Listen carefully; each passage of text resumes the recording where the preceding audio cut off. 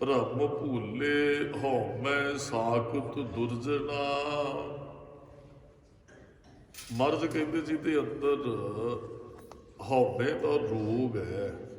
ਹਉਮੈ ਇੱਕ ਬਹੁਤ ਵੱਡਾ ਰੋਗ ਹੈ। ਗੁਰੂ ਬਚਨ ਸੁਣਿਆ ਆਪਾਂ ਨੇ, ਹਉਮੈ ਦੀਰਘ ਰੋਗ ਹੈ, ਬੜਾ ਭਿਆਨਕ ਹੈ।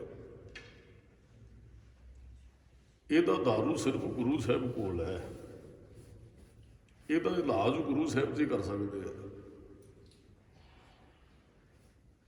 ਤੇ ਰੋਗ ਵੀ ਬੜਾ ਭਿਆਨਕ ਹੈ, ਸਭ ਤੋਂ ਵੱਡਾ ਹੈ। ਛੇਤੀ ਕਿਤੇ ਕਿਸੇ ਦੇ ਅੰਦਰੋਂ ਜਾਂਦਾ ਨਹੀਂ ਹੈ। ਮਾਫ ਕਰਨਾ, ਚਲੋ ਜਿਹਦੇ ਕੋਲ ਕੁਝ ਹੈ ਉਹ ਵੀ ਹਉਮੈ ਚ ਗਰਸਿਆ, ਜਿਹਦੇ ਕੋਲ ਕੁਝ ਵੀ ਨਹੀਂ ਹਉਮੈ ਉਹਨੂੰ ਵੀ ਹੈ। ਕੋਈ ਕਹਿੰਦਾ ਵੀ ਮੇਰੇ ਕੋਲ ਬਹੁਤ ਕੁਝ ਹੈ, ਉਹਦੇ ਅੰਦਰ ਵੀ ਹਉਮੈ। ਕੋਈ ਕਹਿੰਦਾ ਮੇਰੇ ਕੋਲ ਕੁਝ ਵੀ ਨਹੀਂ, ਫਿਰ ਵੀ ਵੇਖੋ ਇਹ ਜੀਵਨ ਜਿਉਂ ਰਿਹਾ, ਉਹ ਵੀ ਹਉਮੈ ਦਾ ਹੀ ਗਰਸਿਆ। ਜਿਹਦੇ ਕੋਲ ਕੁਝ ਵੀ ਨਹੀਂ ਉਹ ਵੀ ਹਉਮੈ ਕਰਦਾ ਹੈ ਕਿ ਉਹਦੇ ਅੰਦਰ ਵੀ ਇਸ ਗੱਲ ਦੀ ਹਉਮੈ ਹੈ ਵੀ ਮੈਂ ਆਪਣਾ ਗੁਜ਼ਾਰਾ ਚਲਾ ਰਿਹਾ। ਜਿਹਦੇ ਕੋਲ ਕੁਝ ਹੈ ਉਹ ਤੇ ਹਉਮੈ ਤਾਂ ਗਰਸਿਆ ਹੀ ਹੈ ਨਾ। ਇਹ ਕਈ ਤਰ੍ਹਾਂ ਦੀ ਹਉਮੈ ਹੈ ਜੀ। ਇੱਕ ਤਰ੍ਹਾਂ ਦੀ ਨਿਧਾਨ ਦੀ ਹੋ ਸਕਦੀ ਹੈ, ਸਰੀਰ ਦੀ ਤਾਕਤ ਦੀ ਹੋ ਸਕਦੀ, ਪੁੱਤਰਾ ਅਨੇਕਾਂ ਹੀ ਕੁਆਲਿਟੀਆਂ ਹਉਮੈ ਦੀਆਂ। ਤੁਸੀਂ ਧਾਰਮਿਕ ਦੁਨੀਆ 'ਚ ਵਿਚਰਦਿਆਂ ਕਿਤੇ ਵੇਖਿਆ ਹੋਏਗਾ, ਧਾਰਮਿਕ ਬੰਦਿਆਂ 'ਚ ਵੀ ਇਹ ਬਹੁਤ ਜ਼ਿਆਦਾ ਹੈ। ਧਰਮ ਕਮਾਉਣ ਵਾਲੇ ਵੀ ਹਉਮੈ ਦੇ ਰੋਗ ਦੇ ਸ਼ਿਕਾਰ ਹੈ। ਹਉ ਦਾ ਅਰਥ ਵੀ ਮੈਂ ਹੀ ਹੈ, ਮੈਂ ਦਾ ਅਰਥ ਤੇ ਮੈਂ ਹੈ ਹੀ ਹੈ। ਹਉ ਦਾ ਅਰਥ ਵੀ ਮੈਂ ਕਹਿਣ ਦਾ ਭਾਵ ਹੈ ਬਹੁਤ ਤੁਹਾਨੂੰ ਇੱਥੇ ਸੰਸਾਰ ਤੇ ਜੀਵ ਮਿਲਣਗੇ ਜਿਹੜੇ ਮੈਂ ਮੇਰੀ ਚ ਪਏ ਹੋਏ ਆ। ਮੈਂ ਕਹਿ ਲਓ, ਮੇਰੀ ਕਹਿ ਲਓ, ਇਹਦਾ ਅਰਥ ਇੱਕ ਹੀ ਹੈ। ਤੇ ਸਾਡਾ ਸਾਰਿਆਂ ਦਾ ਜੀਵਨ ਜਿਹੜਾ ਉਹ ਮੇਰੀ ਕਰਤੇ ਜਨਮ ਗਇਓ, ਮੈਂ ਚ ਪਿਆ ਹੀ, ਮੇਰੀ ਕਰਦੇ ਹੀ ਜਨਮ ਜਿਹੜਾ ਲੰਘ ਜਾਂਦਾ ਹੈ। ਮਨ ਅੰਤਰ ਹਉਮੈ ਰੋਗ, ਮਨ ਦੇ ਅੰਦਰ ਹਉਮੈ ਦਾ ਰੋਗ ਹੈ। ਹਉਮੈ ਦੀਰਘ ਰੋਗ ਹੈ, ਦਾਰੂ ਭੀ ਇਸ ਮਾਹੀ ਕਿਰਪਾ ਕਰੇ ਜੇ ਆਪਣੀ ਤਾਂ ਗੁਰ ਕਾ ਸ਼ਬਦ ਕਮਾਏ। ਹਾਂ, ਜੋ ਕਿਰਪਾ ਕਰੇ ਸ਼ਬਦ ਦੀ ਕਮਾਈ ਨਾਲ ਹਉਮੈ ਦੂਰ ਹੋ ਸਕਦੀ। ਹਉਮੈ ਕਦੋਂ ਦੂਰ ਹੋਏਗੀ? ਜਦੋਂ ਇਸ ਗੱਲ ਦੀ ਸਮਝ ਆ ਗਈ ਵੀ ਮੇਰਾ ਹੈ ਹੀ ਕੁਝ ਨਹੀਂ ਇੱਥੇ। ਹਉਮੈ ਕਾਹਦੀ? ਹਉਮੈ ਉਸ ਦਿਨ ਦੂਰ ਹੋਣੀ ਜਦੋਂ ਗੁਰੂ ਸਾਹਿਬ ਨੇ ਇਹ ਦ੍ਰਿੜ ਕਰਾ ਦਿੱਤਾ ਵੀ ਸਾਡਾ ਇੱਥੇ ਹੈ ਹੀ ਕੁਝ ਨਹੀਂ ਹੈ। ਫਿਰ ਕਾਹਦੀ ਹਉਮੈ ਆਏਗੀ? ਫਿਰ ਤੇ ਕੋਈ ਨਹੀਂ। ਜਿੱਦਣ ਭਗਤ ਕਬੀਰ ਜੀ ਨੇ ਸੁਰਤ 'ਚ ਭਗਤੀ ਬਿਠਾ ਦਿੱਤੀ ਨਾ, ਬਹੁਤ ਵਾਰੀ ਪੜ੍ਹੀ ਵਿਚਾਰੀ ਸੁਣੀ ਕੰਠ ਸਾਰਿਆਂ ਨੂੰ, ਕਬੀਰ ਮੇਰਾ ਮੁਝ ਮੈਂ ਕਿਛ ਨਹੀਂ, ਮੇਰਾ ਇੱਥੇ ਕੁਝ ਵੀ ਨਹੀਂ ਹੈ। ਮੁਝ ਮੈਂ, ਜੋ ਕੁਝ ਮੇਰੇ ਕੋਲ ਉਹ ਮੇਰਾ ਨਹੀਂ ਹੈ। ਇਸ ਗੱਲ ਦੀ ਜਿੱਦਣ ਸਮਝ ਆ ਗਈ, ਕਦੇ ਅਸੀਂ ਇਹ ਗੱਲ ਕਹੀ ਵੀ ਆਹ ਮੇਰਾ ਨਹੀਂ ਹੈ, ਜੋ ਸਾਡੇ ਕੋਲ ਅਸੀਂ ਕਦੇ ਕਿਹਾ ਵੀ ਇਹ ਸਾਡਾ ਨਹੀਂ ਹੈ। ਅਸੀਂ ਤੇ ਕਹਿੰਦੇ ਵੀ ਉਹ ਬੋਰਡ ਲੱਗੇ ਹੁੰਦੇ ਆ, ਘਰ ਕਿਸੇ ਨੇ ਪਾਇਆ, ਘਰ ਤਿਆਰ ਨਹੀਂ ਹੁੰਦਾ, ਨਾਮ ਪਹਿਲਾਂ ਬਾਹਰ ਲਿਖ ਦਿੰਦੇ ਮੇਰਾ ਘਰ ਹੈ ਜੀ, ਫਿਰ ਪਦਵੀ ਲਿਖਾਉਂਦਾ।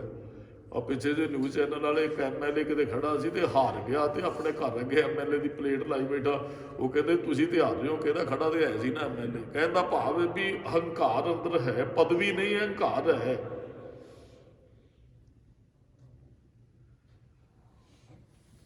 ਮਹਾਰਾਜ ਕਹਿੰਦੇ ਜਿੱਧਰ ਸਮਝ ਆ ਗਈ ਸਾਡਾ ਕੁਝ, ਜੋ ਕੁਝ ਸਾਨੂੰ ਦਿੱਤਾ ਹੈ ਰੱਬ ਦਾ ਕੀ ਲੈ ਕੇ ਆਏ ਜੀ ਅਸੀਂ ਨਾਲ। ਰੋਜ਼ ਮਹਾਰਾਜ ਇਹੀ ਤੇ ਗੱਲ ਸਾਨੂੰ ਸਮਝਾਉਂਦੇ ਆ। ਨਾਂਗੇ ਆਵਣਾ ਆਏ ਹੈ ਸਾਰੇ, ਤੇ ਨਾਂਗੇ ਜਾਣਾ ਵੀ ਇਸ ਤਰ੍ਹਾਂ ਹੀ ਹੈ ਜਿਵੇਂ ਆਏ ਹੈ। ਤੇ ਕੋਈ ਨਾ ਰਹੇ ਰਾਜਾ ਰਾਣਾ, ਮਹਾਰਾਜ ਕਹਿੰਦੇ ਕੋਈ ਵੀ ਨਹੀਂ ਇੱਥੇ ਰਹਿੰਦਾ। ਕੁਝ ਨਹੀਂ ਨਾਲ ਲੈ ਕੇ ਕੁਝ ਨਹੀਂ ਜਾਣਾ, ਫਿਰ ਸਾਡਾ ਹੈ ਕਿ ਇੱਥੇ ਕੁਝ ਵੀ ਨਹੀਂ ਹੈ। ਉਸ ਪਰਮਾਤਮਾ ਨੇ ਸਾਨੂੰ ਜੀਵਨ ਬਖਸ਼ ਕੇ ਭੇਜਿਆ, ਇਹ ਵੀ ਸਾਡਾ ਨਹੀਂ ਹੈ, ਸਾਡੇ ਵਾਸਤੇ ਵੀ ਨਹੀਂ ਹੈ। ਕਿੰਨਾ ਚਿਰ ਰਹਿਣਾ ਹੈ, ਜੋ ਕੁਝ ਹੋ ਰਿਹਾ ਇਹ ਪਰਮਾਤਮਾ ਦੀ ਬਖਸ਼ਿਸ਼ ਵਰਤ ਰਹੀ ਹੈ। ਹਉਮੈ ਚ ਗਰਸੇ ਸਾਡੀ ਤੇ ਹਾਲਤ ਉਹ ਹੈ ਜਿਵੇਂ ਛਿਪਕਲੀ ਛੱਤ ਨਾਲ ਚੰਬੜੀ ਹੁੰਦੀ ਹੈ ਨਾ, ਤੇ ਛਿਪਕਲੀ ਨੂੰ ਹੰਕਾਰ ਹੋ ਜਾਏ ਵੀ ਛੱਤ ਤੇ ਮੈਂ ਹੀ ਸਿਰ ਤੇ ਚੁੱਕੀ ਹੈ। ਸਾਡੀ ਹਾਲਤ ਉਹ ਹੀ ਹੈ। ਉਦਾਸ ਨੇ ਅੱਗੇ ਵੀ ਇੱਕ ਦਿਨ ਬੇਨਤੀ ਕੀਤੀ ਹਉਮੈ ਦੀਆਂ ਉਦਾਹਰਨਾਂ ਦੀ। ਛਿਪਕਲੀ ਇਹ ਤੇ ਕਹਿ ਸਕਦੀ ਛੱਤ ਮੈਂ ਚੁੱਕੀ ਹੈ, ਇਹ ਨਹੀਂ ਪਤਾ ਵੀ ਛੱਤ ਨਾਲ ਮੈਂ ਚੰਬੜੀ ਹੋਈ ਆ। ਉਹ ਪਿੰਡਾਂ 'ਚ ਨਾ ਗੱਡੇ ਖੇਤਾਂ ਨੂੰ ਜ਼ਿਮੀਂਦਾਰ ਲੈ ਕੇ ਜਾਂਦੇ ਤੇ ਨਾਲ ਉਹਨਾਂ ਦਾ ਪਾਲਤੂ ਕੁੱਤਾ ਬੰਨਿਆ ਹੁੰਦਾ ਹੈ, ਗੱਡੇ ਦੇ ਨਾਲ ਬੰਨ੍ਹ ਦਿੰਦੇ ਤੇ ਉਹ ਕੁੱਤਾ ਗੱਡੇ ਤੋਂ ਅੱਗੇ ਅੱਗੇ ਦੌੜਦਾ ਸੀ, ਬੰਨਿਆ ਹੁੰਦਾ ਸੀ ਅੱਗੇ ਅੱਗੇ। ਉਹ ਕੁੱਤੇ ਨੂੰ ਐਂ ਲੱਗਦਾ ਸੀ ਵੀ ਗੱਡਾ ਮੈਂ ਖਿੱਚ ਕੇ ਲਿਆ ਤੇ ਮੈਂ ਖਿੱਚ ਕੇ ਲਿਆ, ਇਹ ਨਹੀਂ ਸੀ ਪਤਾ ਵੀ ਗੱਡੇ ਦਾ ਆਸਰਾ ਲੈ ਕੇ ਮੈਂ ਗਿਆ ਤੇ ਗੱਡੇ ਦਾ ਆਸਰਾ ਲੈ ਕੇ ਆਇਆ। ਸਾਡੀ ਹਾਲਤ ਇਹੀ ਹੈ, ਸਾਡਾ ਕੁਝ ਵੀ ਨਹੀਂ ਇੱਥੇ, ਤੇ ਹਉਮੈ ਸਾਡੇ ਅੰਦਰ ਬਹੁਤ ਹੈ। ਭਰਮ ਭੁੱਲੇ, ਭਰਮ ਚ ਭੁੱਲ ਗਏ ਨਾ, ਭਰਮ ਚ ਪੈ ਗਏ ਵੀ ਆਹ ਸੰਸਾਰ ਸੱਚ ਹੈ, ਮੇਰਾ ਇੱਕ ਭਰਮ ਹੈ, ਸੱਚ ਨਹੀਂ ਹੈ। ਆ ਜਿਹੜੀ ਜ਼ਮੀਨ ਦੇ ਅੱਜ ਅਸੀਂ ਮਾਲਕ ਹੈ, ਕਿੰਨਿਆਂ ਕਿਤੇ ਨਾ ਚੜੀ ਹੋਏਗੀ ਜੀ ਉਹ ਜ਼ਮੀਨ, ਕਿੰਨਿਆਂ ਕਿਤੇ ਬਾਅਦ ਚੜ੍ਹਨੀ ਹੈ। ਸਾਡਾ ਕੀ ਹੈ, ਜ਼ਮੀਨ ਦਾ ਹੰਕਾਰ ਹਰੇਕ ਬੰਦੇ ਨੂੰ, ਮਾਲਕੀ ਵਾਲੇ ਨੂੰ ਹੋ ਜਾਂਦਾ ਹੈ। ਹੰਕਾਰ ਨਾਲ ਲੈ ਕੇ ਚਲਾ ਜਾਂਦਾ, ਜ਼ਮੀਨ ਨਹੀਂ ਜੇ ਨਾਲ ਜਾਂਦੀ। ਬਾਬਾ ਫਰੀਦ ਜੀ ਨੇ ਕਿਹਾ ਨਾ, ਸੇਖ ਹਯਾਤੀ ਜਗ ਨਾ ਕੋਈ ਥਿਰ ਰਹਿਆ, ਜਿਸ ਆਸਣ ਹਮ ਬੈਠੇ ਕੇਤੇ ਬੈਠ ਗਿਆ। ਕਿੰਨੇ ਚਲੇ ਗਏ। ਕਿਸੇ ਸਮੇਂ ਉਹ ਕਹਿੰਦੇ ਸਨ ਆ ਮੇਰੀ ਜ਼ਮੀਨ ਮੇਰੀ, ਅੱਜ ਮੈਂ ਕਹਿ ਰਿਹਾ ਮੇਰੀ, ਕੱਲ ਨੂੰ ਕਿਸੇ ਹੋਰ ਨੇ ਕਹਿਣਾ। ਉਹ ਸਾਧੂ ਕਿਸੇ ਦੇ ਘਰੇ ਚਲਾ ਗਿਆ ਤੇ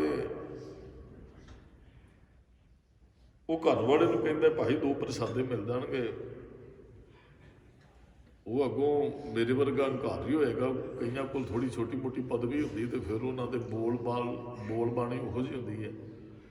ਕਹਿੰਦਾ ਉਹ ਫਕੀਰ ਜੀ ਤੁਹਾਨੂੰ ਸ਼ਾਇਦ ਪਤਾ ਨਹੀਂ ਅੱਜ ਕਿਹਦੇ ਘਰੇ ਤੁਸੀਂ ਆਏ ਹੋ।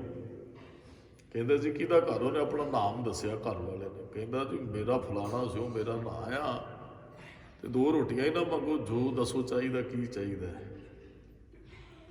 ਉਹ ਕਹਿੰਦਾ ਜੀ ਬਸ 2 ਪ੍ਰਸ਼ਾਦੇ ਹੀ ਚਾਹੀਦੇ, ਮੈਂ ਦੂਸਰੇ ਘਰੋਂ ਕਦੇ ਮੰਗਿਆ ਨਹੀਂ, ਤੇ ਅੱਜ ਤੁਹਾਡੇ ਘਰ ਦੇ ਸਾਹਮਣੇ ਆ ਕੇ ਭੁੱਖ ਲੱਗੀ ਹੈ, 2 ਪ੍ਰਸ਼ਾਦੇ ਚਾਹੀਦੇ। ਉਹ ਕਹਿੰਦਾ ਤੁਹਾਨੂੰ ਅੱਗੇ ਹੀ ਸਾਧੂ ਜੀ ਕਿਹਾ, ਫਕੀਰ ਜੀ ਕਿਹਾ ਵੀ ਮੇਰੇ ਘਰੇ ਆਏ ਹੋ, ਪ੍ਰਸ਼ਾਦੇ ਨਾ ਦੱਸੋ ਕੀ ਚਾਹੀਦਾ।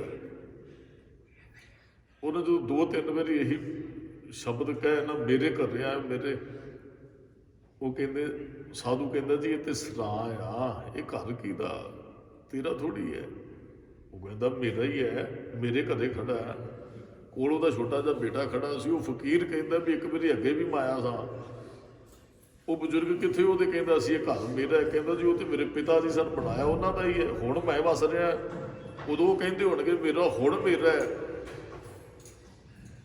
ਉਹ ਫਕੀਰ ਹੱਸ ਕੇ ਕਹਿੰਦਾ ਜੇ ਤੇਰੇ ਬਾਪ ਦਾ ਨਹੀਂ ਇਹ ਕਰ ਰਿਹਾ ਤੇ ਤੇਰਾ ਕਦੋਂ ਇਹ ਰਹਿਣਾ ਵੀ। ਆ ਤੇਰਾ ਛੋਟਾ ਬੇਟਾ ਖੜਾ ਕੋਲ, ਇੱਕ ਦਿਨ ਆਖੇਗਾ ਇਹ ਕਹੇਗਾ ਮੇਰਾ ਹੈ, ਸਾਰਿਆਂ ਨੇ ਤੁਰ ਜਾਣਾ, ਇੱਥੇ ਮੇਰੀ ਮੇਰੀ ਕਰਦਾ ਹੀ ਬੰਦਾ ਤੁਰ ਜਾਂਦਾ। ਇਹ ਸਭ ਕੁਝ ਕਿਸੇ ਦਾ ਵੀ ਨਹੀਂ ਹੈ। ਜੋ ਕੁਝ ਹੈ ਪਰਮਾਤਮਾ ਦਾ ਪੈਦਾ ਕੀਤਾ ਸਾਡਾ, ਪਰ ਅਸੀਂ ਭਰਮ ਦੇ ਅੰਦਰ ਵੀ ਆ ਮੇਰਾ ਮੇਰਾ ਮੇਰਾ ਮੇਰਾ, ਸਾਡਾ ਹੈ ਕੁਝ ਵੀ ਨਹੀਂ ਹੈ। ਭਗਤ ਕਬੀਰ ਜੀ ਇਹੀ ਤੇ ਗੱਲ ਸਮਝਾਉਣੀ ਚਾਹੁੰਦੇ, ਸਾਡੇ ਕੋਲ ਕੁਝ ਵੀ ਨਹੀਂ ਹੈ। ਬਹੁਤ ਉਦਾਹਰਨਾਂ ਸਾਨੂੰ ਇਤਿਹਾਸ ਚੋਂ ਮਿਲਦੀਆਂ। ਭਰਮ ਦੂਰ ਹੋਏਗਾ ਫਿਰ ਅਸਲੀਅਤ ਤੋਂ ਜਾਣੂ ਹੋਗਾ। ਜਿੰਨਾ ਚਿਰ ਭਰਮ ਹੈ ਅਸਲੀਅਤ ਤੋਂ ਨਹੀਂ ਮਨੁੱਖ ਜਾਣਦਾ, ਅਸਲੀਅਤ ਤੋਂ ਜਾਣੂ ਨਹੀਂ ਹੁੰਦਾ। ਭਰਮ ਕੇ ਪਰਦੇ ਸਤਿਗੁਰੂ ਖੋਲੇ, ਸਤਿਗੁਰੂ ਆਹੀ ਤੇ ਭਰਮ ਹੈ ਵੀ ਸੰਸਾਰ ਸੱਚਾ ਹੈ, ਇਹ ਸਭ ਕੁਝ। ਜਦੋਂ ਇਹ ਪਰਦਾ ਦੂਰ ਕਰ ਦਿੰਦਾ ਫਿਰ ਤੇ ਗੁਰੂ ਨਾਨਕ ਸਾਹਿਬ ਮਹਾਰਾਜ ਨੇ ਤੋਲਿਆ ਨਾ 13 13 13 13। ਮਹਾਰਾਜ ਨੂੰ ਵੀ ਸਾਡਾ ਹੈ ਤੇ ਅਸੀਂ ਵੰਡ ਰਹੇ ਹਾਂ। ਮਹਾਰਾਜ ਕਹਿੰਦੇ ਸਾਡਾ ਕੁਝ ਵੀ ਨਹੀਂ। ਕੋਈ ਸਰੀਰ, ਉਹ ਭਾਈ ਭਗੀਰਥ ਆਇਆ ਸੀ, ਆਪ ਜੀ ਨੂੰ ਸ਼ਾਇਦ ਇਤਿਹਾਸ ਯਾਦ ਹੋਵੇ। ਭਾਈ ਭਗੀਰਥ ਆਇਆ ਤੇ ਉਹ ਮਹਾਰਾਜ ਦੀ ਹੱਟ ਤੋਂ ਕਹਿੰਦੇ ਜੀ ਮੈਨੂੰ ਆਹ ਕੁਝ ਚਾਹੀਦਾ। ਮਹਾਰਾਜ ਨੇ ਉਹ ਤੋਲਣਾ ਸ਼ੁਰੂ ਕਰ ਦਿੱਤਾ, ਇੱਕ ਇੱਕ ਇੱਕ ਇੱਕ। ਭਾਈ ਮਰਦਾਨਾ ਜੀ ਕੋਲ ਬੈਠੇ, ਸਤਿਗੁਰੂ ਜੀ ਇੱਕ ਤੋਂ ਬਾਅਦ 2 ਆਉਂਦਾ, ਇੱਕ ਤੋਂ ਬਾਅਦ ਆਪਨੇ 7 ਛਾਬੇ ਤੋਲ ਦਿੱਤੇ ਹੈ ਤੇ ਫਿਰ ਵੀ ਇੱਕ ਇੱਕ ਕਹੀ ਜਾਂਦੇ ਹੋ। ਮਹਾਰਾਜ ਫਿਰ ਕਹਿਣ ਲੱਗ ਪਏ 7 7 7। ਉਹ ਕਰਦਾ ਕਰਦਾ 13 ਤੱਕ ਗਿਣਤੀ ਪਹੁੰਚ ਗਈ। ਕਹਿੰਦੇ ਮਹਾਰਾਜ ਹੁਣ 7 ਤੇ ਹੀ ਰੁਕ ਗਏ, ਉਹ 7 ਤੋਂ ਅੱਗੇ 8 ਹੁੰਦਾ ਹੈ, ਤੁਸੀਂ 13 ਛਾਬੇ ਤੋਲ ਦਿੱਤੇ ਹੈ। ਮਹਾਰਾਜ ਹੱਸ ਕੇ ਕਹਿੰਦੇ ਇੱਕ ਹੀ 7 ਹੈ ਤੇ ਅੱਗੇ ਆ ਗਿਆ 13, ਉਹਦਾ ਹੀ ਸਭ ਕੁਝ ਹੈ, ਸਾਡਾ ਇੱਥੇ ਕੁਝ ਵੀ ਨਹੀਂ ਹੈ। 1 7 ਤੇ 13, ਇੱਕ ਹੀ 7 ਹੈ, ਉਹਦਾ ਹੀ ਸਭ ਕੁਝ ਹੈ। ਤੇ ਫਿਰ 13 13 ਕਰਕੇ ਗੁਰੂ ਨਾਨਕ ਸਾਹਿਬ ਜੀ ਨੇ ਬੈਠ ਕੇ ਤੋਲਿਆ, ਛਾਬੇ ਭਰ ਭਰ ਕੇ ਪਾਏ। ਖਾਵੇ ਖਰਚੇ ਰਲ ਮਿਲ ਭਾਈ, ਤੋਟ ਨਾ ਵਾਧੂ ਜਾਏ। ਮਹਾਰਾਜ ਕਹਿੰਦੇ ਜਦੋਂ ਤੇਰਾ ਤੇਰਾ ਕਰਕੇ ਕਿਸੇ ਨੂੰ ਦਿਓਗੇ ਨਾ, ਉਹਦੇ 'ਚ ਘਾਟਾ ਨਹੀਂ ਪਏਗਾ। ਮੇਰੀ ਮੇਰੀ ਕਰਨ ਵਾਲੇ ਦਾਸ ਨੇ ਅੱਗੇ ਵੀ ਇੱਕ ਦਿਨ ਬੇਨਤੀ ਕੀਤੀ, ਵੰਡ ਕੇ ਛਕਣ ਵਾਲੇ ਕਦੇ ਭੁੱਖੇ ਨਹੀਂ ਸੌਂਦੇ, ਖੋ ਕੇ ਖਾਣ ਵਾਲੇ ਕਦੇ ਰੱਜਦੇ ਕੋਈ ਨਹੀਂ ਹੈ। ਮਹਾਰਾਜ ਕਹਿੰਦੇ ਸਭ ਕੁਝ ਪ੍ਰਮਾਤਮਾ ਦਾ ਹੈ, ਸਾਡੇ ਇੱਥੇ ਕੁਝ ਵੀ ਨਹੀਂ ਹੈ, ਬਸ ਰੱਬ ਦੇ ਦਿੱਤੇ ਦੀ ਹਉਮੈ ਹੋ ਜਾਂਦੀ ਹੈ। ਤੇ ਮਹਾਰਾਜ ਕਹਿੰਦੇ ਜਿਹਦੇ ਅੰਦਰ ਹਉਮੈ ਉੱਥੇ ਨਾਮ ਨਹੀਂ ਟਿਕੇਗਾ। ਬਹੁਤ ਵਾਰੀ ਬਚਨ ਸਾਂਝੇ ਕੀਤੇ, ਹਉਮੈ ਨਾਵੇ ਨਾਲ ਵਿਰੋਧ ਹੈ, ਦੋਏ ਨਾ ਵਸੇ ਇੱਕ ਠਾਏ, ਘੁਮਿਆਣ ਚ ਦੋ ਤਲਵਾਰਾਂ ਨਹੀਂ ਰਹਿ ਸਕਦੀਆਂ, ਹਉਮੈ ਤੇ ਨਾਮ। ਜਬ ਹਮ ਹੋਤੇ ਮੈਂ, ਜਿੰਨਾ ਚਿਰ ਮੇਰੇ ਅੰਦਰ, ਤਬ ਤੂੰ ਨਾਹੀਂ, ਰੱਬ ਜੀ ਤੇਰਾ ਵਾਸਾ ਫਿਰ ਕਿੱਥੇ। ਆਪ ਤੂੰ ਹੀ, ਉਹ ਭਰਮ ਦਾ ਪਰਦਾ ਦੂਰ ਹੋ ਗਿਆ ਨਾ, ਆਪ ਤੂੰ ਹੀ, ਹੁਣ ਸਮਝ ਆ ਗਈ ਮੇਰਾ ਮੁਝ ਮੈਂ ਕਿਛ ਨਹੀਂ, ਆਪ ਤੂੰ ਹੀ ਮੈਂ ਨਾਹੀ, ਹੁਣ ਤੂੰ ਹੀ ਹੈ ਮੈਂ ਮੇਰੇ ਅੰਦਰ ਨਹੀਂ ਰਹੀ। ਮਨ ਅੰਤਰ ਹਉਮੈ ਰੋਗ, ਹਉਮੈ ਦਾ ਰੋਗ ਗੁਰੂ ਕੱਟਦਾ ਹੈ। ਅਸਲ ਦੇ ਅੰਦਰ ਦਾ ਰੋਗ ਉਹ ਹੀ ਠੀਕ ਹੁੰਦੇ ਜਿਹਦੀ ਅਸੀਂ ਦਵਾਈ ਧਿਆਨ ਨਾਲ ਲੈਂਦੇ ਹਾਂ। ਜਾਂ ਰੋਗ ਦੂਰ ਕਰਨ ਦੀ ਇੱਛਾ ਵੀ ਮੈਨੂੰ ਤੰਦਰੁਸਤੀ, ਫਿਰ ਪਰਹੇਜ਼ ਵੀ ਰੱਖਣਾ ਪੈਂਦਾ, ਦਵਾਈ ਵੀ ਟਾਈਮ ਸਿਰ ਲੈਣੀ ਪੈਂਦੀ, ਫਿਰ ਇੱਕ ਦਿਨ ਤੰਦਰੁਸਤੀ। ਹਉਮੈ ਦਾ ਰੋਗ ਦੂਰ ਕਰਨ ਲਈ ਨਾਮ ਜਪਣਾ ਪਏਗਾ ਤੇ ਸੇਵਾ ਕਰਨੀ ਪਏਗੀ। ਬਹੁਤ ਮੇਰੀ ਪੰਕਤੀਆਂ ਆਪ ਜੀਆਂ ਨੇ ਪੜ੍ਹੀਆਂ ਸੁਣੀਆਂ ਯਾਦ ਹੈ, ਸਤਿਗੁਰ ਕੀ ਸੇਵਾ ਸਫਲ ਹੈ, ਜੇ ਕੋ ਕਦੇ ਚਿੱਤ ਲਾਏ ਮਨ ਚਿੰਦਿਆ, ਫਲ ਪਾਵਣਾ ਹਉਮੈ ਵਿੱਚੋਂ ਜਾਏ। ਹਉਮੈ ਵਿੱਚੋਂ ਚਲੀ ਜਾਂਦੀ ਹੈ ਸੇਵਾ ਕਰਨ ਵਾਲਿਆਂ ਦੀ। ਮਨ ਅੰਤਰ ਹਉਮੈ ਰੋਗ, ਭਰਮ ਭੁੱਲੇ ਜੀਵ ਭਰਮ ਚ ਪੈ ਗਏ। ਹਉਮੈ ਸਾਕਤ ਦੁਰਜਨ ਹੈ, ਸਾਕਤ ਹਉਮੈ ਚ ਪੈ ਗਏ, ਦੁਰਜਨ ਹੈ ਭੈੜੀ ਮੱਤ ਵਾਲੇ। ਦੁਰਜਨ ਭੈੜੀ ਮੱਤ, ਦੁਰਜਨ ਸੰਘਾਰੇ, ਉਹ ਵਕਾਰੀ ਬੰਦੇ ਨੂੰ ਦੁਰਜਨ ਕਿਹਾ ਜਾਂਦਾ ਹੈ। ਰੋਜ਼ ਅਸੀਂ ਨਾ ਇੱਕ ਬੰਦ ਹਉਮੈ ਦਾ ਪੜ੍ਹਦੇ ਹਾਂ ਨਿਤਨੇਮ ਦੀ ਬਾਣੀ 'ਚ, ਜਦੋਂ ਕੀਰਤਨ ਸਵੇਲੇ ਦੀ ਬਾਣੀ ਪੜ੍ਹਦੇ ਹਾਂ, ਉਹਦੇ 'ਚ ਮਹਾਰਾਜ ਨੇ ਬਚਨ ਕਹੇ, ਮਨੁੱਖ ਦੇ ਅੰਦਰ ਹਉਮੈ ਦਾ ਕੰਡਾ ਹੁੰਦਾ ਤੇ ਜਿਵੇਂ ਜਿਵੇਂ ਮਨੁੱਖ ਚੱਲਦਾ ਇਹਨੂੰ ਚੁੱਭਦਾ, ਜਿਉਂ ਜਿਉਂ ਚੱਲੇ ਚੁੱਭੇ ਦੁੱਖ ਪਾਵੇ। ਤੇ ਅੱਗੇ ਜਾ ਕੇ ਮਹਾਰਾਜ ਕਹਿੰਦੇ ਸਾਕਤ ਹਾਰ ਰਸ ਸਾਧ ਨਾ ਜਾਣਿਆ। ਸਾਕਤ ਨੂੰ ਹਰ ਰਸ, ਉਹ ਸਵਾਦ ਨਾਮ ਚੋਂ ਰਸ ਨਹੀਂ ਉਹਨੂੰ ਆਏਗਾ, ਕਿਉਂਕਿ ਉਹਦੇ ਅੰਦਰ ਤਿੰਨ ਅੰਤਰ ਹਉਮੈ ਕੰਡਾ ਹੈ, ਹਉਮੈ ਦਾ ਕੰਡਾ ਅੰਦਰ। ਫਿਰ ਜਿਉਂ ਜਿਉਂ ਚੱਲੇ, ਜਿਵੇਂ ਜਿਵੇਂ ਮਨੁੱਖ ਜਾਂਦੇ ਹਉਮੈ ਵੱਧਦੀ ਜਾਂਦੀ ਨਾ, ਚੁਭੇ ਉਹ ਕੰਡਾ, ਫਿਰ ਚੁੱਭਦਾ, ਦੁੱਖ ਪਾਵੇ, ਉਹ ਫਿਰ ਮਨੁੱਖ ਦੁਖੀ ਵੀ ਹੁੰਦਾ ਹੈ। ਪਿੰਡ 'ਚ ਅਮੀਰ ਬੰਦਾ ਹੈ, ਉਹ ਆਪਣੀ ਜੁੱਤੀ ਤੇ ਕਫਨ ਕਿਸੇ ਦੀ ਮਰਗ ਤੇ ਭੇਜਦਾ ਹੈ, ਅੰਦਰ ਹਉਮੈ ਸੀ ਮੈਨੂੰ ਜਾਣ ਦੀ ਕੀ ਲੋੜ ਹੈ। ਤੇ ਜਿੱਦਣ ਆਪਦੇ ਘਰੇ ਮੌਤ ਹੋਈ, ਫਿਰ ਪਿੰਡ ਵਾਲਿਆਂ ਨੇ ਕਫਨ ਤੇ ਜੁੱਤੀਆਂ ਹੀ ਭੇਜੀਆਂ, ਫਿਰ ਉਹ ਹਉਮੈ ਦਾ ਕੰਡਾ ਫਿਰ ਦੂਰ ਹੋਇਆ। ਮਨੁੱਖ ਹਉਮੈ ਦਾ ਗਰਸਿਆ, ਉਹਨੂੰ ਤੇ ਦੂਸਰੇ ਬੰਦੇ ਫਿਰ ਕੀੜੇ ਪਕੌੜੇ ਲੱਗਦੇ, ਕਹਿੰਦੇ ਮੈਂ ਇਹਨਾਂ ਤੋਂ ਕੀ ਲੈਣਾ। ਪਰ ਜਦੋਂ ਪਿੰਡ ਵਾਲਿਆਂ ਨੇ ਸਲਾਹ ਕੀਤੀ ਵੀ ਸਾਡੇ ਘਰੇ ਕੋਈ ਮੌਤ ਹੁੰਦੀ ਸੀ, ਆਪਣੀ ਜੁੱਤੀ ਤੇ ਕਫਨ ਭੇਜਦਾ ਸੀ ਵੀ ਫਲਾਣਾ ਸੀ, ਉਹ ਤੁਹਾਡੇ ਘਰੇ ਸਮਝੋ ਆ ਗਿਆ, ਉਹਦੀ ਜੁੱਤੀ ਆ ਗਈ ਹੈ। ਜਦੋਂ ਇਹਦੇ ਘਰੇ ਮੌਤ ਹੋਈ, ਪਿੰਡ ਵਾਲਿਆਂ ਨੇ ਫਿਰ ਜੁੱਤੀ ਤੇ ਕਫਨ ਹੀ ਭੇਜੇ, ਫਿਰ ਹਉਮੈ ਦੂਰ। ਮਹਾਰਾਜ ਕਹਿੰਦੇ ਸਾਗਤ ਜਿਹੜਾ ਹੈ ਨਾ, ਉਹ ਫਿਰ ਕਲਪਦਾ ਹੈ, ਹਉਮੈ ਦਾ ਗਰਸਿਆ ਹੋਇਆ। ਰੋਗੀ ਤੇ ਹੁਣ ਕਲਪੇਗਾ ਹੀ, ਰੋਗੀ ਨੂੰ ਸ਼ਾਂਤੀ ਕਿੱਥੇ ਹੈ।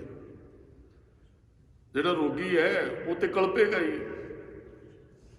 ਕੋਈ ਵੀ ਰੋਗ ਹੈ, ਰੋਗ ਤੇ ਕੋਈ ਵੀ ਚੰਗਾ ਨਹੀਂ ਹੈ, ਰੋਗ ਤੇ ਦੁੱਖ ਦਿੰਦਾ ਹੈ, ਹਉਮੈ ਵੀ ਦੁੱਖ ਦਿੰਦੀ ਹੈ ਜੀਵ ਨੂੰ। ਪਰ ਜਿਹਨੂੰ ਹਉਮੈ, ਉਸ ਬੰਦੇ ਨੂੰ ਇਸ ਗੱਲ ਦੀ ਖਬਰ ਵੀ ਨਹੀਂ ਹੁੰਦੀ ਮੈਨੂੰ ਹਉਮੈ ਹੈ। ਹਉਮੈ ਦਾ ਪ੍ਰਚਾਰ ਕਰਨ ਵਾਲੇ ਹਉਮੈ ਦੇ ਗਰਸੇ ਹੁੰਦੇ ਆ। ਤੁਹਾਨੂੰ ਕਿਤੇ ਬਹੁਤ ਦਾਸ ਨੇ ਪਹਿਲਾਂ ਬੇਨਤੀ ਕੀਤੀ, ਬਹੁਤ ਤਰ੍ਹਾਂ ਦੀ ਹਉਮੈ ਹੈ। ਤੇ ਮਹਾਰਾਜ ਨੇ ਇੱਥੇ ਬਚਨ ਕਹੇ, ਨਾਨਕ ਰੋਗ ਗਵਾਏ। ਇਹ ਹਉਮੈ ਦਾ ਰੋਗ ਚਲਾ ਜਾਂਦਾ ਹੈ, ਕਿੱਥੇ ਆ ਕੇ ਜਾਏਗਾ। ਮੇਲ ਸਤਿਗੁਰ ਸਾਧੂ ਸੱਜਣਾ, ਸਤਿਗੁਰੂ ਸਾਧੂ ਨੂੰ ਮਿਲਿਆ। ਫਿਰ ਸਤਿਗੁਰੂ ਸਾਧੂ ਅਸਲੀ ਗੱਲ ਦ੍ਰਿੜ ਕਰਵਾਉਂਦੇ ਆ ਨਾ, ਕਾਹਦੀ ਹਉਮੈ ਕਰੀ ਬੈਠਾ। ਕੋਈ ਆ ਕੇ ਗੁਰੂ ਸਾਹਿਬ ਨੂੰ ਕਵੇ ਜੀ ਮੈਂ ਆਹ ਕਰਦਾ ਜੀ, ਆਹ ਕਰ ਰਿਹਾ, ਆਹ ਕਰ ਰਿਹਾ, ਮਹਾਰਾਜ ਕਹਿੰਦੇ ਤੂੰ ਤੇ ਕੁਝ ਵੀ ਨਹੀਂ ਕਰ ਰਿਹਾ, ਤੇਰੇ ਤੋਂ ਰੱਬ ਕਰਵਾ ਰਿਹਾ। ਫਿਰ ਹਉਮੈ ਕਾਹਦੀ। ਜਿੰਨਾ ਚਿਰ ਹੁਣ ਉਹ ਕਹਿੰਦਾ ਮੈਂ ਕਰ ਰਿਹਾ, ਉਹਨਾਂ ਚਿਰ ਹਉਮੈ ਹੈ। ਤੇ ਜਦੋਂ ਤੇਰਾ ਕੁਝ ਵੀ ਨਹੀਂ ਹੈ, ਤੂੰ ਕੀ ਕਰ ਸਕਦਾ ਹੈ? ਤਾਕਤ ਤੇ ਰੱਬ ਦੀ ਵਰਤ ਰਹੀ ਹੈ, ਕਰਵਾ ਤੇ ਪ੍ਰਮਾਤਮਾ ਰਿਹਾ ਹੈ। ਇਸ ਗੱਲ ਦੀ ਸੋਝੀ ਗੁਰੂ ਕਰਾਉਂਦਾ ਹੈ, ਆਪ ਬੰਦੇ ਨੂੰ ਇਸ ਗੱਲ ਦੀ ਸੋਝੀ ਨਹੀਂ। ਅਸੀਂ ਘਰੇ ਵੀ 4-5 ਜੀਆਂ ਦੀ ਕੁੱਪਤ ਪਾਲਣਾ ਕਰਦਾ, ਹਉਮੈ ਦਾ ਗ੍ਰਸਿਆ, ਕਹਿੰਦਾ ਮੈਂ ਤੁਹਾਨੂੰ ਖਵਾ ਰਿਹਾ। ਹਉਮੈ ਹੀ ਹੈ, ਮੈਂ ਨਾ ਹੋਵਾਂ ਤੁਹਾਡੇ ਨਾਲ ਆਹ ਕੁਝ ਹੋਵੇ, ਮੈਂ ਨਾ ਹੁੰਦਾ ਆਹ ਨਹੀਂ ਸੀ ਹੋਣਾ, ਮੈਂ ਇਹ ਹਉਮੈ ਹੀ, ਹੋਰ ਕੀ ਹੈ। ਰੱਬ ਨੇ ਜੋ ਕਰਨਾ ਉਹਨੇ ਕਰਨਾ ਹੈ। ਤੇ ਗੁਰੂ ਕੋਲੋਂ ਜੀਵ ਆਉਂਦੇ, ਹਉਮੈ ਦੂਰ ਹੋ ਜਾਂਦੀ। ਕਿਸ ਗੱਲ ਦੀ ਹਉਮੈ ਵੀ? ਨਾਨਕ ਰੋਗ ਗਵਾਏ, ਹਉਮੈ ਦਾ ਰੋਗ ਦੂਰ ਹੋ ਜਾਂਦਾ। ਮਿਲ ਸਤਿਗੁਰ ਸਾਧੂ ਸਜਣਾ, ਜਦੋਂ ਸਾਧੂ ਦੁਣੂ ਚੰਦ ਦੀ ਹਉਮੈ ਬਾਰੇ ਨੇ ਸੂਈ ਦੇ ਕੇ ਦੂਰ ਕੀਤੀ। ਸਾਧੂ ਸੱਜਣ ਮਿਲਿਆ ਨਾ ਗੁਰੂ, ਉਹ 7 ਗੱਦ ਜੋੜੀ ਬੈਠਾ ਸੀ। ਮਹਾਰਾਜ ਕਹਿੰਦੇ ਕਿਹੜੇ ਨਾਲ ਜਾਣੇ ਆ? ਵੈਸੇ ਤੇ ਹੰਕਾਰੀ ਸੀ, 7 ਝੰਡੇ ਲਾਏ ਉਹਨੇ। ਉਦੋਂ ਸਰਕਾਰ ਨੂੰ ਦੱਸਣਾ ਪੈਂਦਾ ਸੀ ਕਿਹਦੇ ਕੋਲ ਕਿੰਨਾ ਪੈਸਾ ਹੈ। 1 ਲੱਖ ਰੁਪਏ ਵਾਲਾ ਇੱਕ ਝੰਡਾ ਲਾਉਂਦਾ ਸੀ ਆਪਣੇ ਛੱਤ ਦੇ ਉੱਪਰ। ਤੇ ਮਹਾਰਾਜ ਨੇ ਦੁਨੀ ਚੰਦ ਨੂੰ ਸੂਈ ਦੇ ਕੇ ਇਹੀ ਤੇ ਗੱਲ ਕਹੀ, ਕਹਿੰਦੇ ਉਹ 7 ਲੱਖ ਦੀ ਹਉਮੈ ਵਾਲਿਆ, 7 ਲੱਖ ਕਿਹੜਾ ਤੇਰੇ ਨਾਲ ਜਾਣਾ ਹੈ।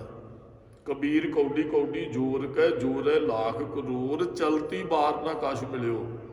ਇਹਦੇ ਚੋਂ 7 ਲੱਖ ਚੋਂ ਚਲਤੀ ਬਾਰ ਨਾ ਕਛ ਮਿਲਿਓ, ਕੁਛ ਵੀ ਤੇਰੇ ਨਾਲ ਨਹੀਂ ਜਾਣਾ। ਲਈ ਲੰਗੋਟੀ ਤੋਰ, ਲੰਗੋਟੀ ਵੀ ਕਿਹੜੀ ਨਾਲ ਜਾਂਦੀ ਹੈ। ਕਫਨ ਨੂੰ ਕਦੇ ਜੇਬ ਨਹੀਂ ਹੁੰਦੀ ਹੈ, ਪੈਰਾਂ 'ਚ ਕਦੇ ਜੁੱਤੀ, ਅੰਤ ਕੋ ਨਾਂਗੇ ਹੀ ਪਾਏ ਪੁਦਾਰੇ। ਸਿਕੰਦਰ ਬਾਦਸ਼ਾਹ ਦੀ ਬਹੁਤ ਵਾਰੀ ਗੱਲ ਕੀਤੀ, ਧਨ ਵਾਸਤੇ ਉਹਨੇ ਮੁਰਦਿਆਂ ਦੀਆਂ ਕਬਰਾਂ ਪਟਾਈਆਂ। ਉਦੋਂ ਕਹਿੰਦੇ ਜਦੋਂ ਮੁਰਦੇ ਨੂੰ ਦੱਬਦੇ ਸਨ ਤੇ ਇੱਕ ਚਾਂਦੀ ਦਾ ਸਿੱਕਾ ਉਹਦੇ ਮੂੰਹ 'ਚ ਪਾਉਂਦੇ ਸਨ ਮੁਰਦੇ ਦੇ। ਇਹੋ ਜਿਹੇ ਵੀ ਆਏ ਜਿਹੜੇ ਉਹ ਕਬਰਾਂ ਤੋਂ ਮੁਰਦੇ ਵੀ ਪਟਾਉਂਦੇ ਰਹੇ ਵੀ ਉਹਦੇ 'ਚੋਂ ਚਾਂਦੀ ਦਾ ਸਿੱਕਾ ਕੱਢਦਾ। ਕਿਸੇ ਕੋਲ ਪੈਸਾ ਕਰੰਸੀ ਪੈਸਾ ਰਹਿਣ ਨਹੀਂ ਦੇਣਾ। ਤੇ ਖੀਰ ਨੂੰ ਉਹ ਪੈਸੇ ਦਾ ਢੇਰ ਲਾਇਆ ਸਿਕੰਦਰ ਬਾਦਸ਼ਾਹ ਨੇ। ਇਹ ਜਦੋਂ ਮਰਨ ਲੱਗਾ, ਇਹਨੂੰ ਉਹ ਮੱਛਰ ਲੜਿਆ, ਮਲੇਰੀਆ ਹੋ ਗਿਆ ਸੀ ਜੀ, ਬੜਾ ਕਮਜ਼ੋਰ ਹੋ ਗਿਆ। ਤੇ ਮਾਇਆ ਦਾ ਢੇਰ ਲਾ ਕੇ ਉਹਦੇ ਅੱਗੇ ਅਰਦਾਸ ਕਰਦਾ,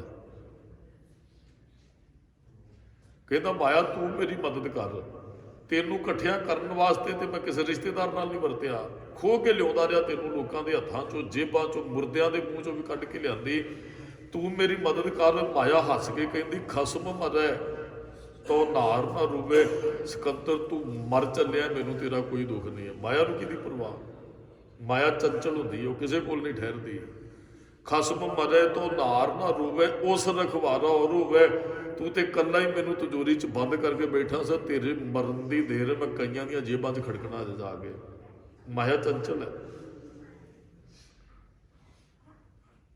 ਫਿਰ ਜਦੋਂ ਸੋਝੀ ਹੋਈ ਸਿਕੰਦਰ ਬਾਦਸ਼ਾਹ ਨੂੰ, ਫਿਰ ਕਹਿੰਦਾ ਐ ਕਰਿਓ, ਜਿਸ ਮਾਇਆ ਦੇ ਹੰਕਾਰ 'ਚ ਮੈਂ ਕਿਸੇ ਨਾਲ ਵਰਤਿਆ ਨਹੀਂ, ਮਾਂ ਪਿਓ ਨੂੰ ਵੀ ਮੈਂ ਜੇਲ੍ਹ 'ਚ ਕੈਦ ਕੀਤੀ ਰੱਖਿਆ। ਉਹ ਵੈਦ ਜਿਹੜੇ ਇਲਾਜ ਕਰਨ ਆਏ ਨਾ, ਮਰਨ ਲੱਗਾ ਵੈਦਾਂ ਨੂੰ ਕਹਿੰਦਾ ਮੇਰੀ ਅਰਥੀ ਤੁਸੀਂ ਮੋਢਿਆਂ ਤੇ ਚੁੱਕਿਓ। ਮੈਨੂੰ ਤੇ ਸਮਝ ਨਹੀਂ ਆਈ ਸਾਰੀ ਜ਼ਿੰਦਗੀ, ਲੋਕ ਸਮਝ ਜਾਣ। ਧਨ ਤੇ ਵੈਦਾਂ ਨਾਲ ਕਦੇ ਮਨੁੱਖ ਡਾਕਟਰਾਂ ਦੀ ਮਦਦ ਨਾਲ ਨਹੀਂ ਬਚਦਾ, ਜਿੱਦਣ ਰੱਬ ਮਾਰਦਾ ਕਿਸੇ ਨੂੰ। ਮੇਰੇ ਹੱਥ ਤੇ ਪੈਰ ਨੰਗੇ ਰੱਖਿਓ।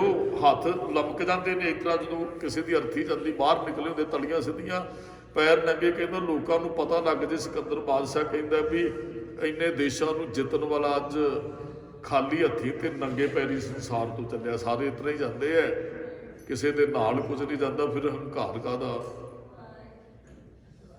ਇਹ ਤੇ ਗੱਲ ਗੁਰੂ ਸੱਜਣ ਹੀ ਸਮਝਾਏਗਾ ਨਾ। ਇਹ ਤੇ ਗੁਰੂ ਹੀ ਕਹਿੰਦੇ ਤੇਰਾ ਕੁਝ ਨਹੀਂ ਹੈ। ਅਸੀਂ ਤੇ ਤਾਰੀਫ ਕਰਦੇ, ਕੋਈ ਰਿਸ਼ਤੇਦਾਰ 4 ਨੌਕਰੀ ਲੱਗ ਗਏ, ਕਿੰਨੀਆਂ ਵਧਾਈਆਂ, ਉਹ ਆਹ ਸਭ ਕੁਝ। ਗੁਰੂ ਸਾਹਿਬ ਦੀਆਂ ਨਜ਼ਰਾਂ 'ਚ ਕੱਖ ਵੀ ਨਹੀਂ ਹੈ, ਕੁਝ ਵੀ ਨਹੀਂ ਹੈ।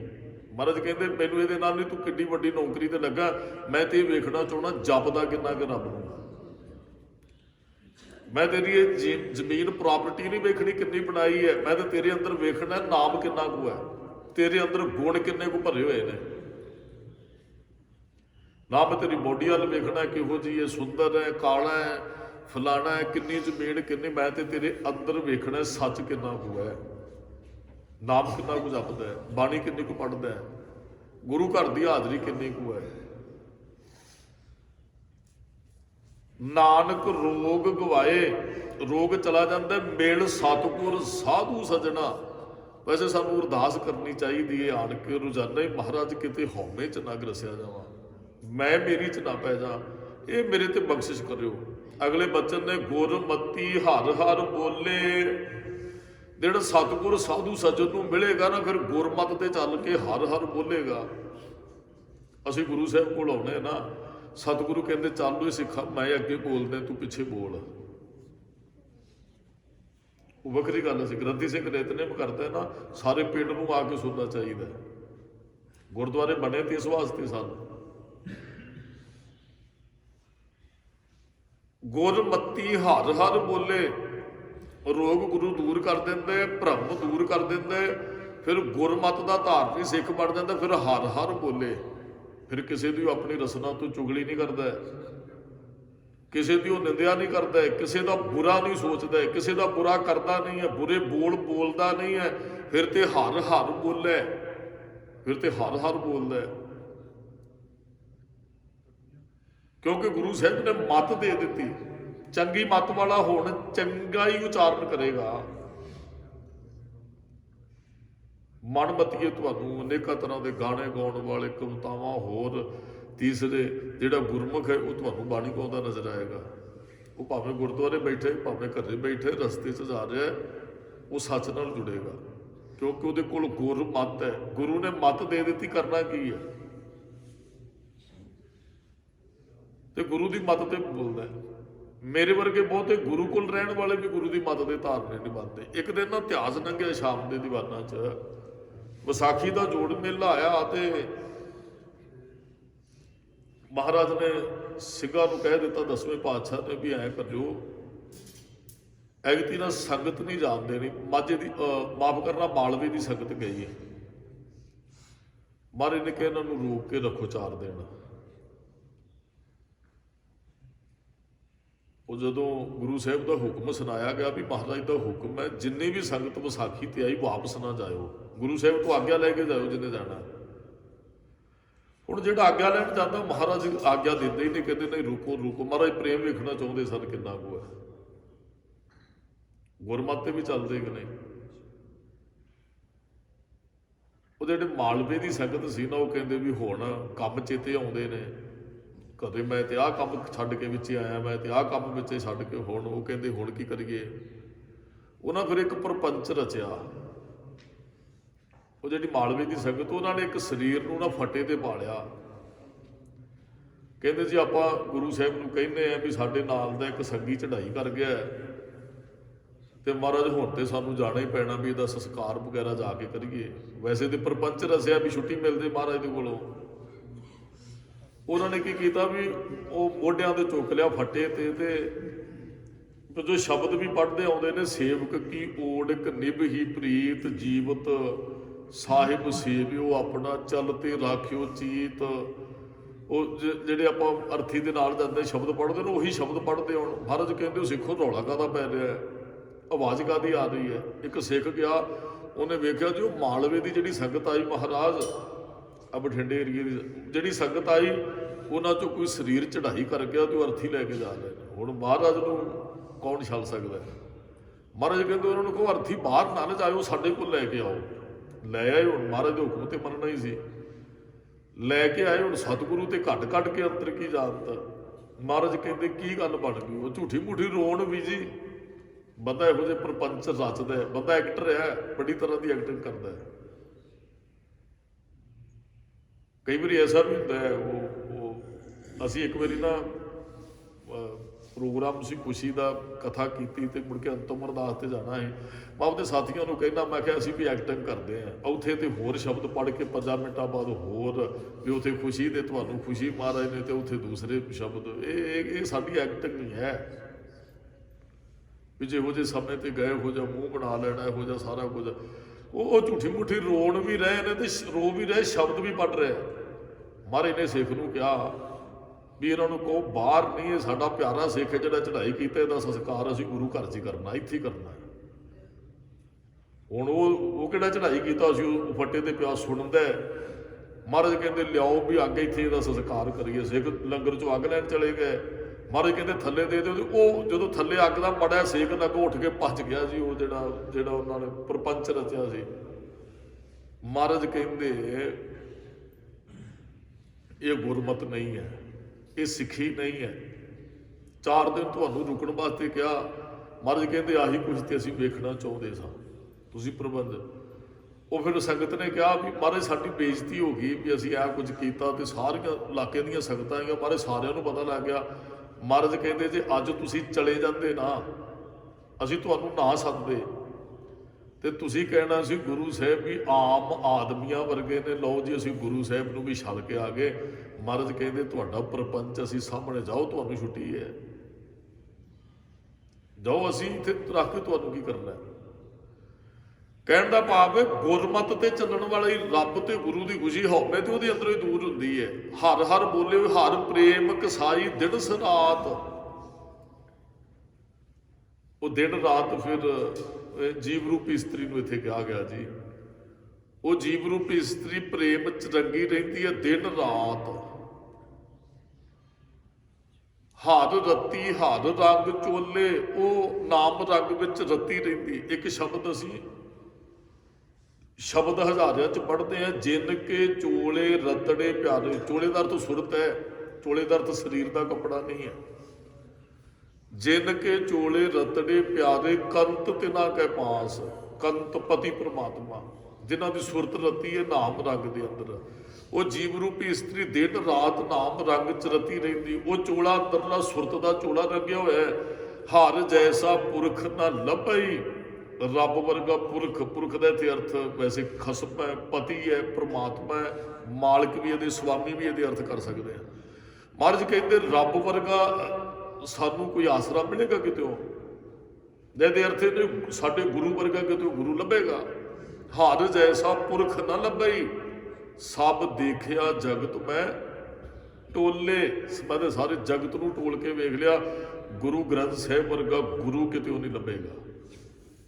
ਰੱਬ ਵਰਗਾ ਜਿਹਨੂੰ ਗੁਰੂ ਕਹਿੰਦੇ ਇੱਕੋ ਹੈ ਭਾਈ ਇੱਕੋ ਹੈ, ਉਹ ਕਿਤੇੋਂ ਨਹੀਂ ਲੱਭੇਗਾ। ਰੱਬ ਵਰਗਾ ਆਸਰਾ, ਗੁਰੂ ਵਰਗਾ ਮਿੱਤਰ ਕਿਤੇੋਂ ਨਹੀਂ ਲੱਭੇਗਾ। ਲੱਭੇਗਾ ਗੁਰੂ ਗੋਬਿੰਦ ਸਿੰਘ ਸਾਹਿਬ ਵਰਗਾ ਨਿੱਕਾ ਜਿਹਾ ਆਪਣੇ ਬਾਪ ਨੂੰ ਤੋਰਨ ਵਾਲਾ। ਜਿੱਦਣ ਬਾਪ ਬੜੇ ਲੱਭੇਗਾ ਆਪਣੇ 4 ਪੁੱਤਰਾਂ ਨੂੰ ਤੁਹਾਡੀ ਖਾਤਰ ਤੋਰਨ ਵਾਲਾ। ਨਹੀਂ ਲੱਭਣਾ। ਸਾਡੇ ਗੁਰੂ, ਹਾਂ ਸਾਡੇ ਗੁਰੂ ਵਰਗੇ ਕੱਪੜੇ ਕੋਈ ਪਾ ਸਕਦਾ, ਪ੍ਰਪੰਚ ਰਚ ਸਕਦਾ। ਸਾਡੇ ਗੁਰੂ ਵਾਲੇ ਗੁਣ ਨਹੀਂ ਜੀ ਆਪਣੇ ਅੰਦਰ ਕਦੇ ਵੀ ਲਿਆ ਸਕਦਾ। ਜਿੱਡੀ ਵਿਸ਼ਾਲਤਾ ਗੁਰੂ ਸਾਹਿਬ ਦੇ ਅੰਦਰ ਹੈ ਨਾ, ਉਹ ਕਿਸੇ ਮਨੁੱਖ 'ਚ ਨਹੀਂ ਹੋ ਸਕਦੀ।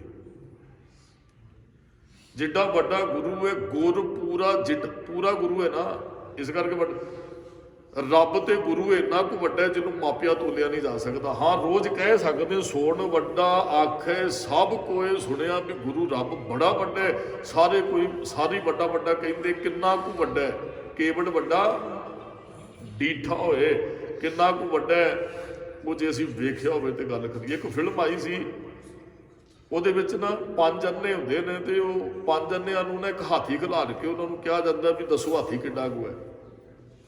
ਤੇ ਜਿਹਦਾ ਉਹ ਹਾਥੀ ਦੀ ਲੱਤ ਨੂੰ ਜੱਫਾ ਪਿਆ, ਉਹਨੇ ਕਿਹਾ ਜੀ ਹਾਥੀ ਤੇ ਇੱਕ ਦਰਖਤ ਦੀ ਤਰ੍ਹਾਂ ਹੈ।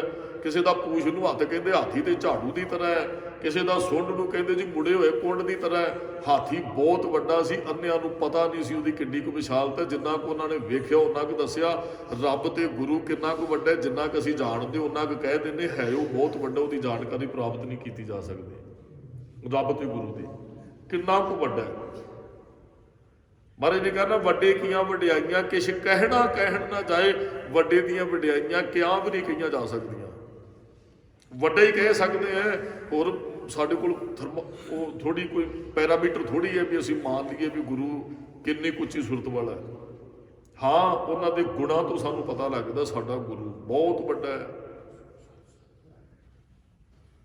ਦੇਖਿਆ ਜਗਤ ਮੈਂ ਟੋਲੇ ਮੈਂ, ਤੇ ਜਗਤ ਚੋਂ ਲੱਭ ਕੇ ਵੇਖਿਆ ਗੁਰੂ ਗ੍ਰੰਥ ਸਾਹਿਬ ਵਰਗਾ ਗੁਰੂ ਨਹੀਂ ਕਿਤੇ ਮਿਲਦਾ।